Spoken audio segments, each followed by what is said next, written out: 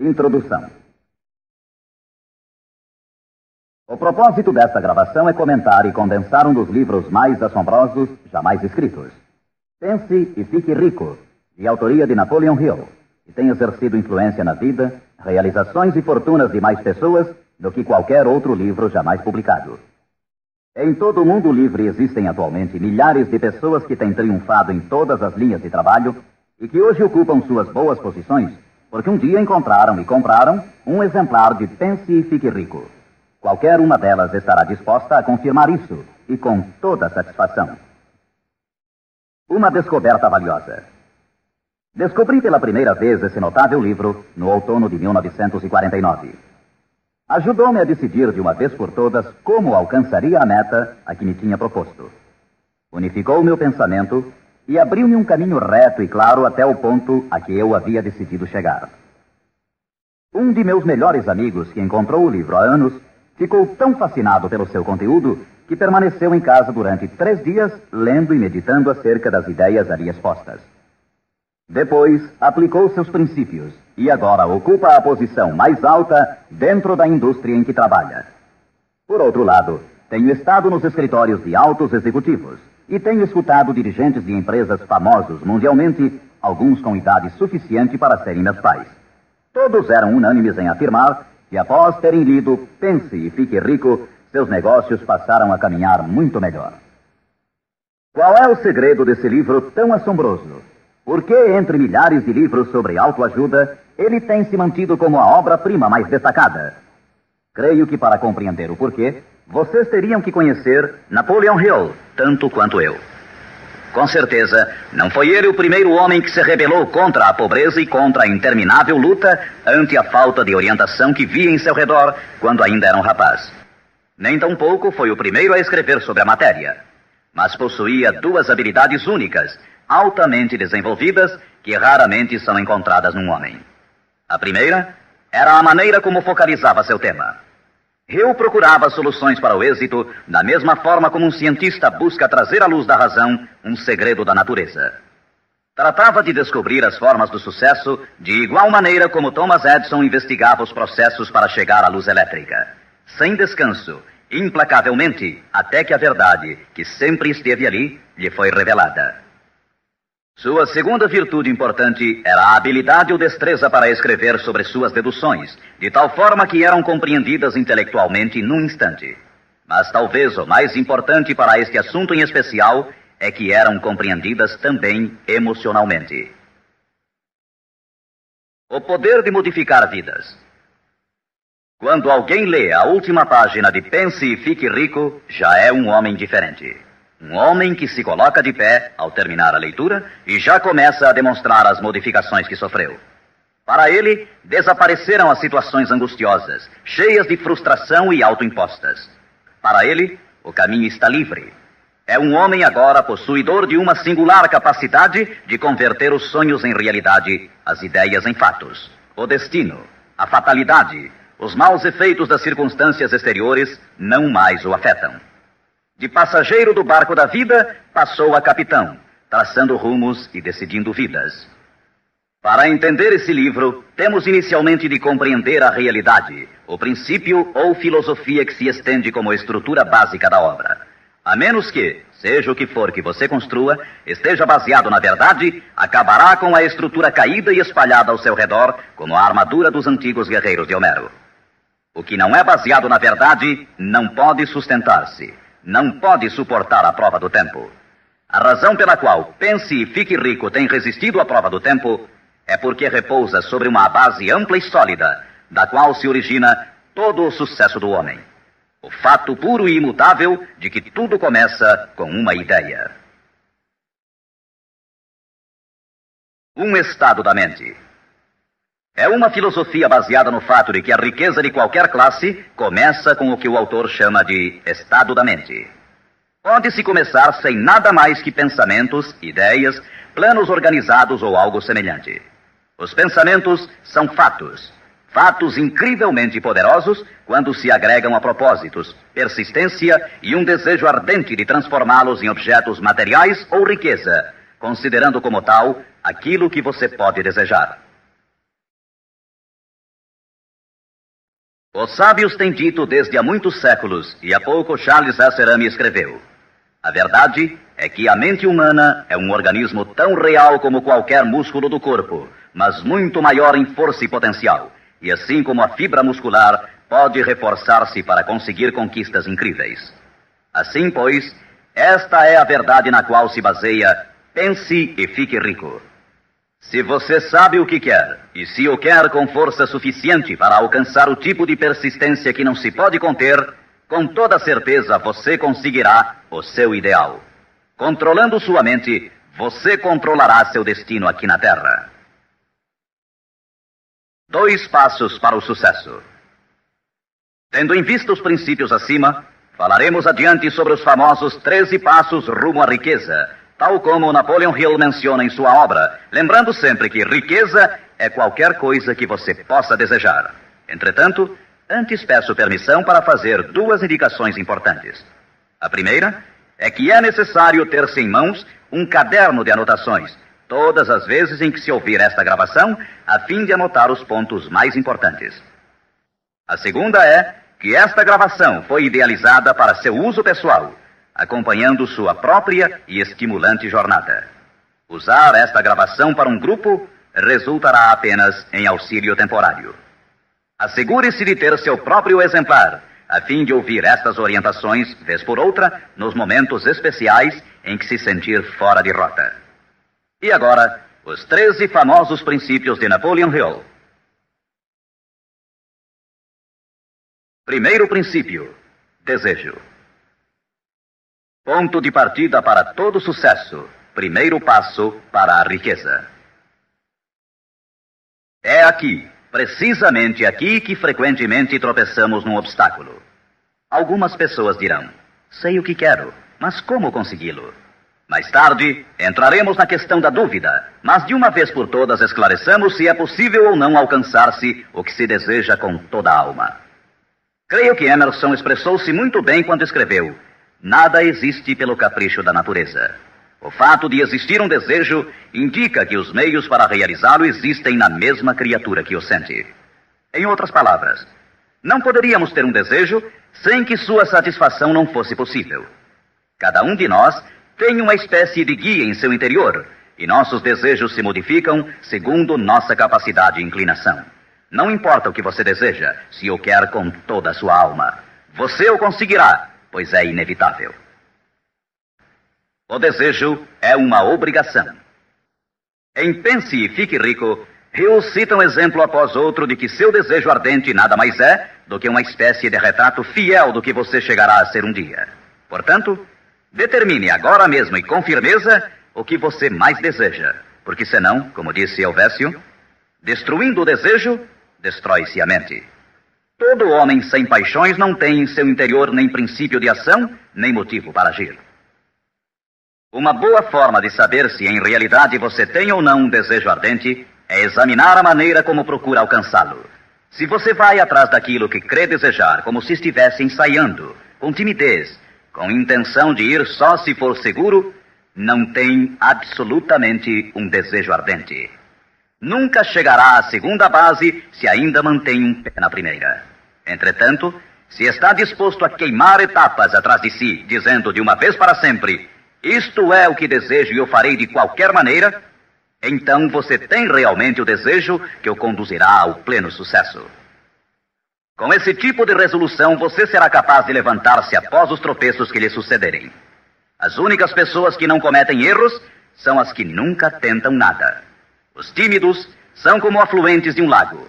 Nunca se aventuram ao mar amplo e profundo. Esses mesmos princípios atuarão sobre qualquer coisa que você deseje. Um lar harmonioso, uma carreira com mais êxito ou mesmo mais dinheiro para cuidar melhor de sua família e prevenir-se para os anos futuros. Para obter sua parte na prosperidade que o espera mais adiante, Napoleon Hill oferece a você a seguir 6 passos práticos e precisos. 6 passos vitais. Primeiro, fixe em sua mente a quantidade exata de dinheiro que deseja. Não é suficiente dizer: desejo muito dinheiro. Seja preciso com relação à quantidade. Existe uma razão psicológica quanto a essa precisão e que será abordada posteriormente. Segundo, determine com exatidão o que se propõe a dar em troca do dinheiro que deseja. Não é possível obter-se algo a troco de nada. Terceiro, estabeleça a data concreta em que terá todo o dinheiro que deseja. Quarto, idealize um plano definido para levar a cabo o seu desejo e dê início imediatamente. Quinto, coloque todas essas ideias no papel. A quantidade de dinheiro que deseja, o que dará em troca, a data exata e descreva claramente o plano idealizado. Sexto, leia sua manifestação escrita em voz alta pelo menos 2 vezes ao dia. Uma vez, imediatamente antes de deitar-se à noite, e outra, ao levantar-se pela manhã. Enquanto lê, sinta-se, veja-se e creia-se como se já tivesse o dinheiro, ou seja, qual for o seu objetivo. É importante que você siga estas instruções ao pé da letra. Ouça diversas vezes esta parte da gravação até que a conheça muito bem, pois o desejo é o mais importante dos 13 princípios. Este capítulo do livro termina com as seguintes palavras: através de algum estranho e poderoso princípio de química mental, ainda desconhecido, o impulso do desejo é envolvido por algo que não reconhece palavras tais como impossível e não aceita o fracasso como realidade. Segundo princípio, fé. A fé é imprescindível para o sucesso. Você jamais teria pensado em seu desejo principal se a fé não estivesse presente dentro de sua mente. Às vezes, você poderá encontrar dificuldades em ter fé em si próprio, mas tenha a certeza de que encontrará muita fé nesses princípios. Use-os, portanto. Vejamos o que Napoleon Hill diz sobre a fé. A fé é um estado de espírito que pode ser induzido ou criado por meio de afirmações ou instruções repetidas à mente subconsciente através do princípio da autossugestão. Isto significa nem mais nem menos que uma sugestão pode ser implantada por você mesmo, conscientemente, assim como uma autobiografia é uma história escrita por uma pessoa sobre si mesma. Projetando a imagem mental de você mesmo, tendo em destaque seu desejo principal e repetindo tal ação várias vezes, isso resultará na fé de que necessita. A fé é vital para o sucesso. O imperador Napoleão Bonaparte disse uma vez: todo andaime religioso se desarruma como um edifício em ruínas ante uma só palavra: fé. Por sua vez, Goethe afirmava: as épocas de fé são épocas frutíferas. As épocas de incredulidade, ainda que esplendorosas, são estéreis de todo o bem permanente. E como disse Schlegel, na vida real, toda grande empresa começa e dá seu primeiro passo com a fé. Portanto, tenha fé de que pode alcançar aquilo que busca, porque jamais você poderia ter se decidido se não pudesse alcançá-lo. Autoconfiança. Em seu capítulo sobre a fé, Hill oferece uma fórmula para a autoconfiança: repetir-se a si mesmo constantemente. Primeiro, sei que tenho a capacidade de alcançar o objetivo de meu propósito definido na vida. Portanto, exijo persistência de mim mesmo, ação contínua para a execução. E aqui e agora prometo executar esta ação. Segundo, percebo que os pensamentos dominantes em minha mente reproduzir-se-ão com o tempo em ação externa, física, e que de maneira gradual transformar-se-ão em realidade física. Portanto, concentrarei meus pensamentos durante 30 minutos diários na tarefa de criar a imagem do que pretendo ser, criando assim em minha mente um retrato mental claro de minha pessoa e em decorrência de meu objetivo. Terceiro, sei que através do princípio da autossugestão, qualquer desejo que alimente com persistência em minha mente buscará com o tempo a maneira, através de meios práticos, para alcançar o objetivo que há por detrás dele. Portanto, dedicarei 10 minutos de cada dia para exigir de mim mesmo o desenvolvimento da autoconfiança. Quarto, detalharei por escrito os objetivos principais e concretos de minha vida. E nunca deixarei de tentar alcançá-los até que tenha desenvolvido a autoconfiança suficiente para isso. Quinto, sei que nenhuma riqueza ou posição pode durar muito, a menos que seja erguida sobre a verdade e a justiça. Por conseguinte, não participarei de qualquer atividade que não beneficie a todos os que dela participem. Terei sucesso em conseguir a cooperação de outras pessoas, bem como em atrair o pessoal desejado.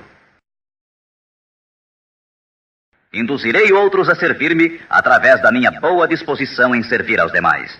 Eliminarei o ódio, a inveja, os ciúmes e o egoísmo, oferecendo amor a toda a humanidade, pois sei que uma atitude negativa nunca me trará o sucesso. Farei com que os demais creiam em mim, pois creio neles e em mim mesmo. Terceiro princípio: autossugestão. Mediante a sugestão repetida, a mente subconsciente pode trabalhar para nós. Já fizemos referências a isso. A autossugestão é a faculdade de ser capaz de concentrar na mente o nosso ardente desejo, até que o nosso subconsciente o aceite como uma realidade e comece a imaginar os meios para realizá-lo. É daqui que provém os impulsos, as súbitas centelhas de inspiração e orientação. Agora resumiremos as instruções dadas no segundo princípio, fé, em relação aos 6 passos, autoconfiança, e as combinaremos com os princípios sobre a autossugestão, constantes no livro Pense e Fique Rico. Primeiro, vá a um lugar tranquilo, talvez na cama à noite, feche os olhos e repita em voz alta, para que possa escutar suas próprias palavras, a manifestação escrita da quantidade de dinheiro que se propõe a acumular, ou uma reafirmação cuidadosa do que possa ser sua meta, bem como o tempo limite para alcançá-la, além da descrição do serviço ou mercadoria que se dispõe a dar em troca do que vai receber. À medida que põe em prática estas instruções, imagine-se já possuidor de sua meta. Suponhamos, por exemplo, que você se propõe a economizar em cruzeiros o equivalente a $50 mil até o dia 1º de janeiro, daqui a 5 anos, que se determina a prestar serviços pessoais em troca de dinheiro como vendedor. A manifestação escrita de seus propósitos deve ser a seguinte. Escreva: para o dia 1º de janeiro de 1900 e aconteça o que acontecer, terei em meu poder a quantia de cruzeiros que economizarei em quantidades diversas durante aquele período. Em troca desse dinheiro, prestarei o melhor serviço possível, rendendo o máximo como vendedor de... Escreva aqui o produto que se propõe a vender ou qualquer coisa que você faça para ganhar a vida. Tenho certeza de que, à época aprazada, terei esse dinheiro em meu poder. Minha fé é tão grande que já posso ver esse dinheiro diante de meus olhos. Posso tocá-lo com minhas mãos, pois está à espera de passar para meu poder, tão logo eu preste o serviço que proponho a desempenhar em troca dele. Estou preparando um plano para acumular esse dinheiro e o seguirei à medida que o receba. Segundo, repita isto pela manhã e à noite, até que possa ver claramente em sua imaginação o dinheiro que se dispôs a acumular. Terceiro, coloque uma cópia do que escreveu onde possa vê-la dia e noite, quando se deitar ou levantar-se, até que possa recordá-la perfeitamente. Ao se dispor a colocar em prática estas instruções, você estará aplicando o princípio da autossugestão. Quarto princípio: conhecimento especializado. O integral conhecimento dos detalhes de seu trabalho ou produto é indispensável para alcançar o sucesso. Neste princípio, Hill destaca um ponto muito importante. O conhecimento constitui uma força somente quando está organizado num plano concreto de ação e dirigido a um fim definido. Ele nos diz: antes que você possa estar seguro de sua capacidade de transformar o desejo em seu equivalente monetário, necessitará de conhecimento especializado do serviço, mercadoria ou profissão que se dispõe a oferecer em troca. Talvez você precise de muito mais conhecimento especializado do que tem, ou do que pode adquirir normalmente. Se for essa a situação, poderá resolver o problema mediante a utilização de um sistema que chamaremos de grupo mental. Mais tarde explicaremos do que se trata, mas por enquanto, reconheça que tem de aprender tudo o que possa sobre sua especialidade.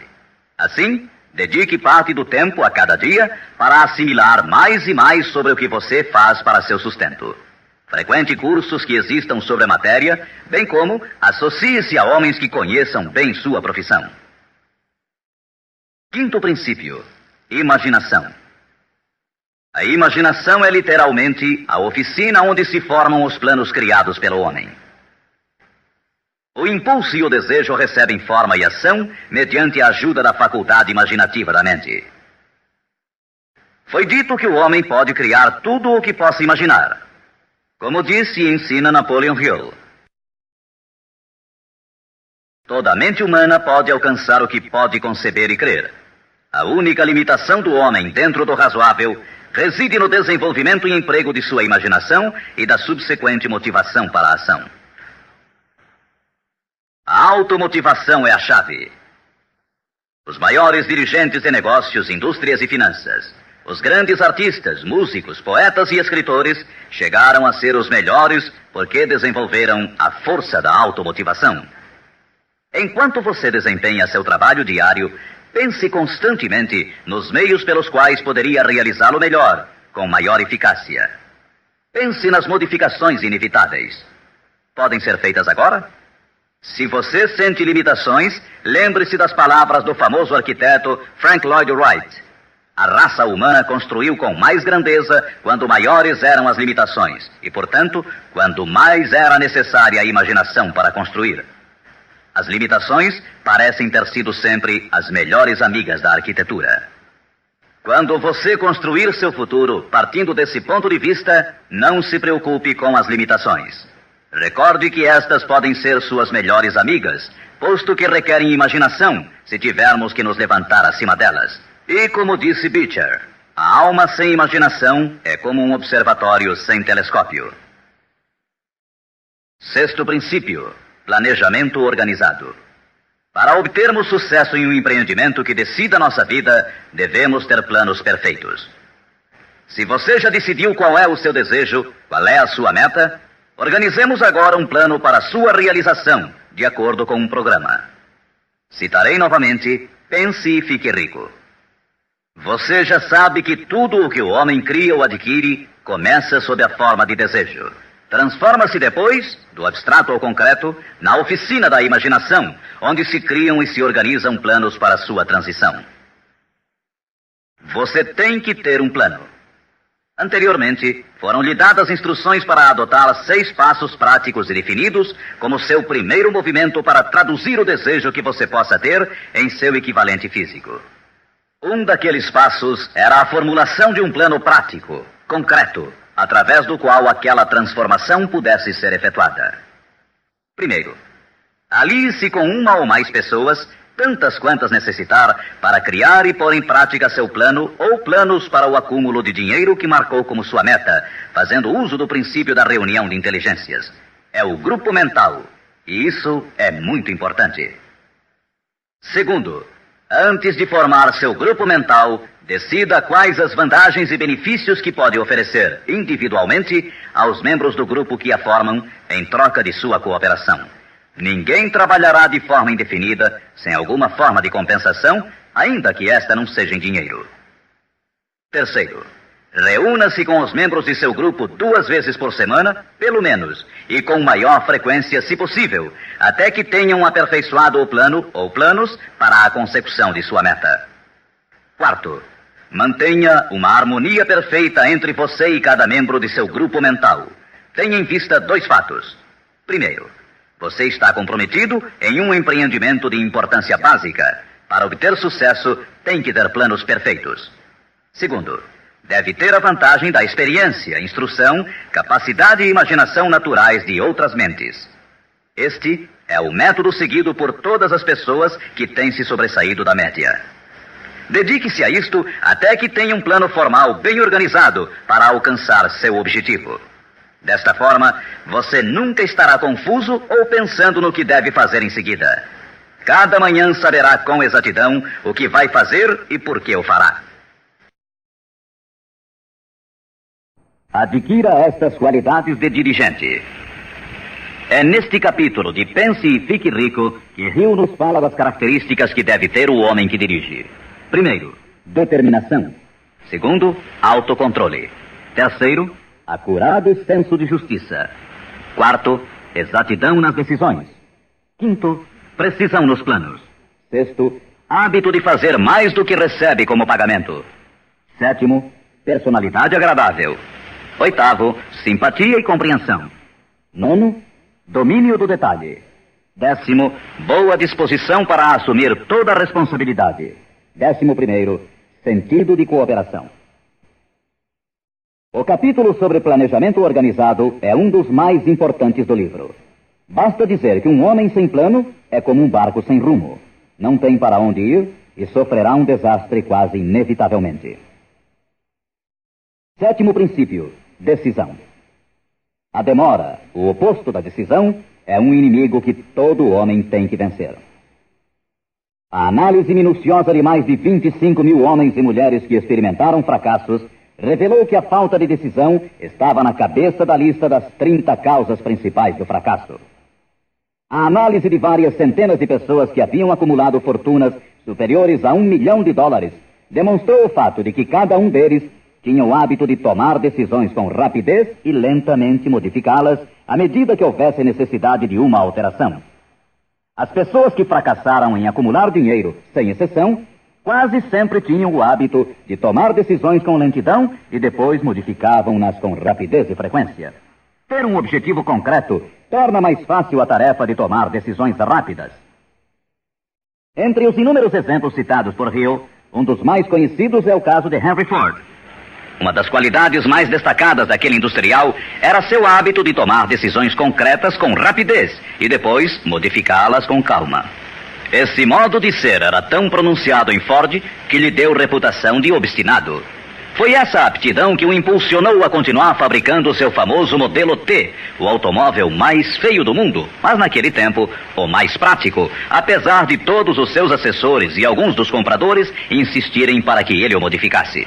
Talvez Ford tenha demorado muito em fazer as alterações, mas o resto da história é que sua firmeza de decisão produziu-lhe uma enorme fortuna, sem que fosse necessário modificar o modelo, e seguramente a companhia hoje não está pior por isso. Quando você tiver uma ideia, apegue-se a ela. As pessoas que fracassam, em sua maioria, geralmente se influenciam com facilidade pela opinião dos demais, deixando-se inclinar sem dificuldades. Permitem que os jornais e falatórios dos vizinhos pensem por elas, mesmo sabendo que as opiniões são as mercadorias mais baratas da terra. Siga seu próprio conselho ao colocar em prática os princípios aqui descritos, tomando suas próprias decisões e seguindo-as. Não faça confidências a ninguém, exceto aos membros do seu grupo mental, e tenha muito cuidado na seleção desse grupo, escolhendo somente aqueles que simpatizem e harmonizem totalmente com seus propósitos. Os amigos íntimos e familiares, ainda que isto não signifique que o façam constantemente, atrapalham com suas opiniões e, às vezes, por causa do ridículo. Milhares de homens e mulheres arrastam consigo complexos de inferioridade durante toda a vida, porque alguma pessoa bem intencionada, mas ignorante, destruiu toda a sua confiança através de opiniões ou expondo-as ao ridículo. Se uma decisão merece algo, você deve agarrar-se a ela até que a tenha desenvolvido completamente. 8º princípio, persistência. A força de vontade e o desejo, adequadamente combinados, constituem uma dupla irresistível. Segundo Hill, persistência é como a força de vontade e combina-se com o homem como o carvão ao aço. Em inumeráveis casos, a persistência tem sido a única diferença entre o sucesso e o fracasso. É a falta dessa qualidade, mais do que qualquer outra, que impede a grande maioria de triunfar. Tentam algo, mas tão logo o caminho se torna áspero, desistem. A experiência com milhares de pessoas tem demonstrado que a falta de persistência é uma fraqueza comum à maioria das pessoas. É um defeito que pode ser vencido pelo esforço. Se você quer realizar um determinado desejo, tem que formar o hábito da persistência. As coisas parecerão difíceis. Será como se já não houvesse razão para continuar. Tudo em você dirá que deve renunciar, que deixe de tentar. É precisamente então quando os homens se distinguem dos meninos. É aqui exatamente quando se percorre essa distância extra e se continua adiante que os horizontes se aclaram e os primeiros sinais da abundância que há de ser sua pela persistência começam a ser vistos. Com a persistência virá o sucesso. A persistência pode ser cultivada. A persistência é um estado mental, portanto, pode ser cultivada. Como todos os estados da mente, a persistência se baseia em causas definidas, e entre elas encontramos as seguintes. Primeira, unidade de propósito, saber o que se quer. Segunda, desejo. Terceira, confiança em si mesmo. Quarta, unidade de planos. Quinta, conhecimento preciso, saber que seu plano é firme. Sexta, cooperação. A simpatia, a compreensão e a cooperação harmoniosa dos demais tende a desenvolver a persistência. Sétima, força de vontade. Oitava, hábito. A persistência é resultado direto do hábito. Nono princípio, usar a força de seu grupo mental. Duas mentes que se unem nunca deixam de criar uma terceira força, invisível, intangível, que pode ser comparada a uma terceira mente. É neste capítulo que Hill descreve a importância de formar-se um grupo de pessoas que simpatizem com o seu desejo. Esse grupo mental pode ser integrado de 2 ou mais indivíduos que eventualmente possam ter planos semelhantes. Com a decorrência das reuniões, você perceberá muitas vezes, ao estar discutindo algo com outra pessoa, que de repente surgem-lhe boas ideias, que são resultado dessa associação. Ideias que nunca apareceriam sem ela. O mesmo sucede com a outra pessoa. Estimule seu pensamento. Grande quantidade de boas ideias tem brotado de mentes individuais como resultado de participação em grupo. Associar-se a pessoas para formar o grupo mental não deve ser confundido com o fato de deixar que outros pensem por você, mas é estimular seu próprio pensamento através da associação com outras mentes. Ninguém sabe tudo. Quanto mais afins sejam as mentes reunidas, mais informações interrelacionadas estarão disponíveis. As grandes ideias são uma combinação de informações análogas. Assim, você deve escolher os membros de seu grupo com cuidado. Assegure-se que sejam pessoas que você respeita e que trabalhem conscientemente. Todos se divertirão muito e alcançarão suas metas muito antes. 10º princípio, entusiasmo. O entusiasmo provém da canalização de todas as energias corporais em termos positivos e louváveis. É neste capítulo que Napoleon Hill descreve a importância da mulher. A mulher que quase sempre auxilia o homem que luta pela consecução de metas meritórias. A opinião de Hill é de que praticamente todo dirigente é homem cujos êxitos foram inspirados em grande parte por uma mulher. Quando as coisas andarem mal, e pode estar seguro que isso ocorrerá em algumas ocasiões, você ver-se-á abandonado até pelos que você pensava que eram seus amigos. Mas se você conseguiu uma boa mulher, nunca estará só. Ela sempre o impulsionará a recomeçar uma e outra vez se necessário, e lhe dará um novo entusiasmo que nasce de sua fé em você. Ter alguém a quem amar é ter alguém com quem compartilhar seu êxito e realizações, que lhe felicite com o elogio que todos necessitamos de vez em quando. Um homem pode chegar a triunfar sem sua esposa e sem filhos, mas a plenitude da alegria se obtém através deles. Cuide de sua esposa e filhos como de seu maior tesouro. 11º princípio, a mente subconsciente. A mente subconsciente consiste em um campo de consciência no qual são classificados e registrados todos os impulsos do pensamento que chegam à mente objetiva através de qualquer dos 5 sentidos. Da mente subconsciente, você pode aproveitar ou tirar os pensamentos como quem tira cartas de um arquivo. Ela recebe e arquiva impressões sensoriais ou pensamentos independentemente de sua natureza. Você pode semear à vontade em sua mente subconsciente qualquer plano, ideia ou propósito que deseje traduzir em seu equivalente físico ou monetário. O subconsciente atua primeiro sobre os desejos dominantes que se mesclaram, como as emoções, como a fé. Sua mente subconsciente trabalha dia e noite. Mediante um procedimento ainda desconhecido para o homem, a mente subconsciente toma da inteligência infinita poder para transformar de maneira espontânea o desejo próprio no seu equivalente físico, usando sempre os meios mais práticos mediante os quais pode alcançar seu fim. Não é possível controlar completamente a mente subconsciente, mas pode-se entregar a ela qualquer plano, desejo ou propósito para que seja transformado em algo concreto. Ninguém sabe muito sobre o que chamamos a mente subconsciente ou mesmo de subconsciente.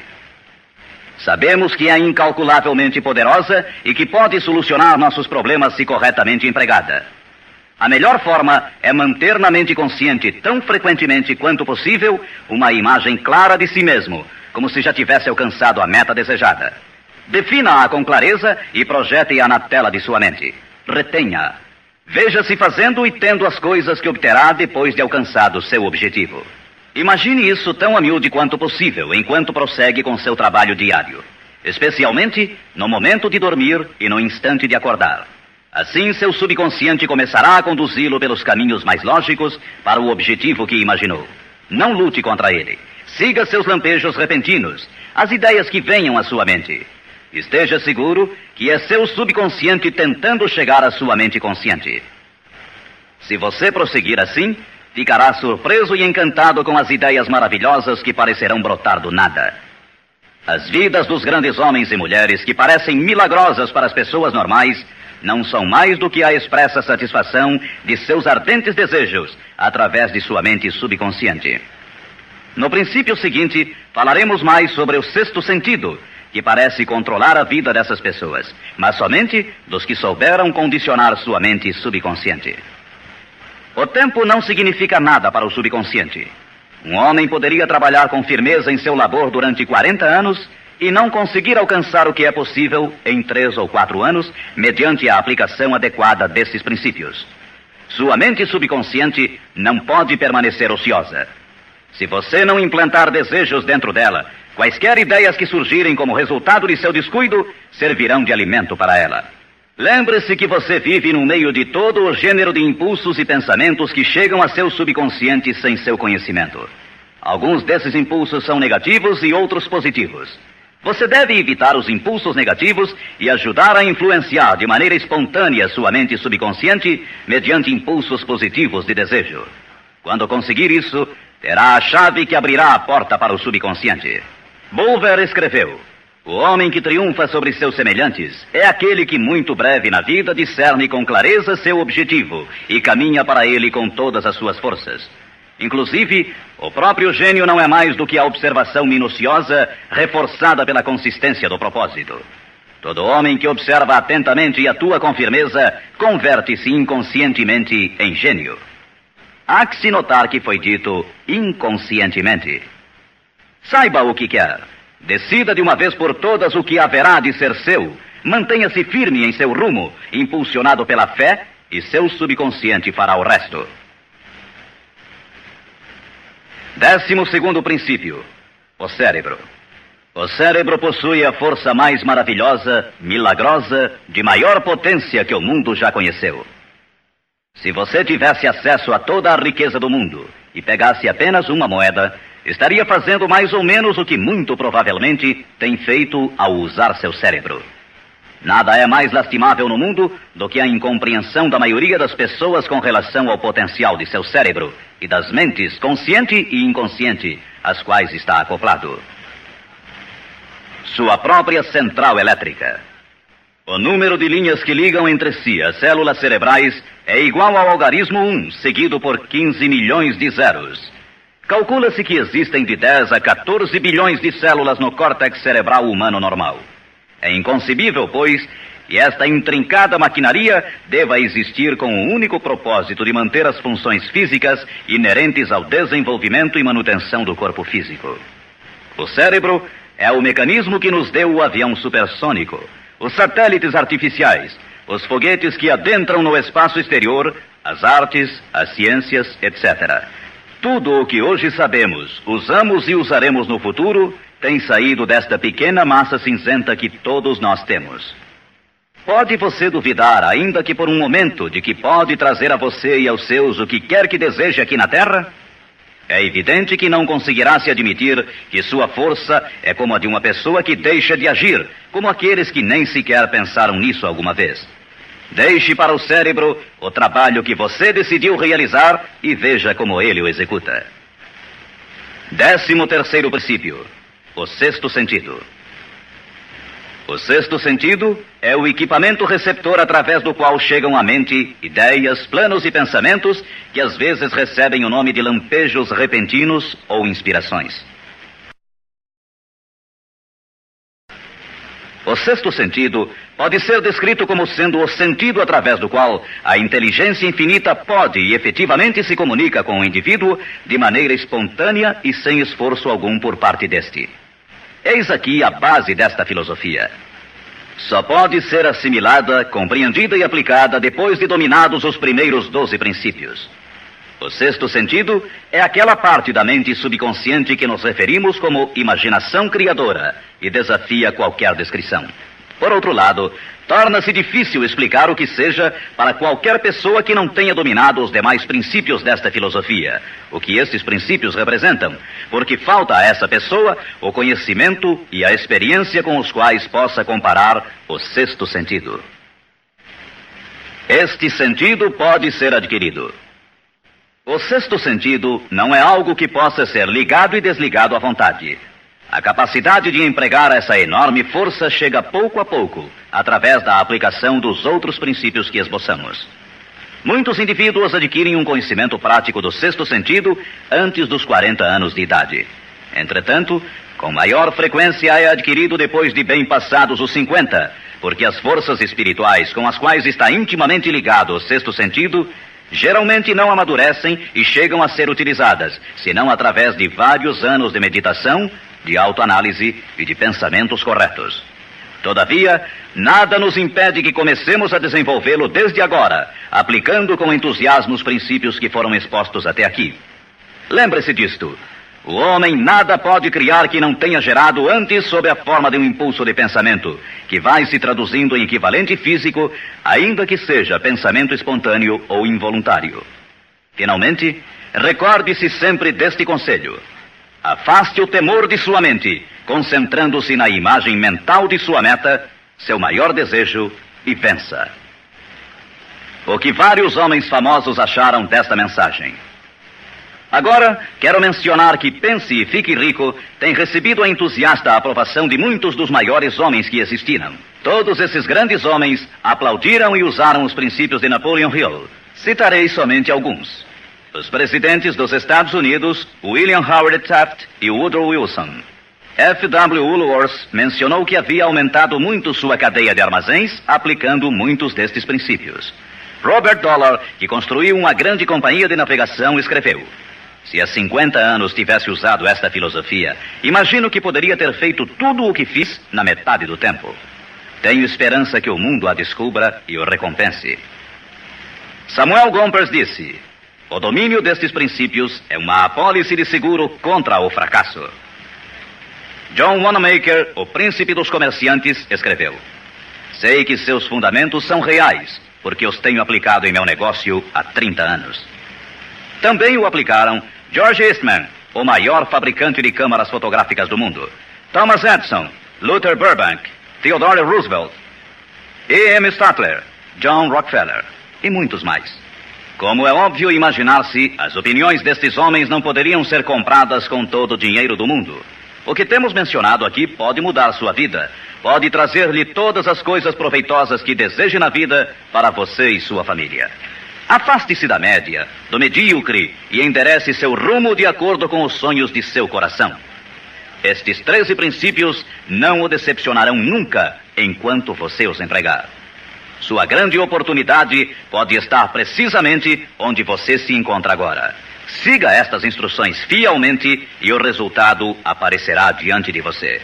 A última recomendação de Napoleon Hill: não procure a oportunidade longe, mas sim a reconheça e aproveite-a onde você se encontra.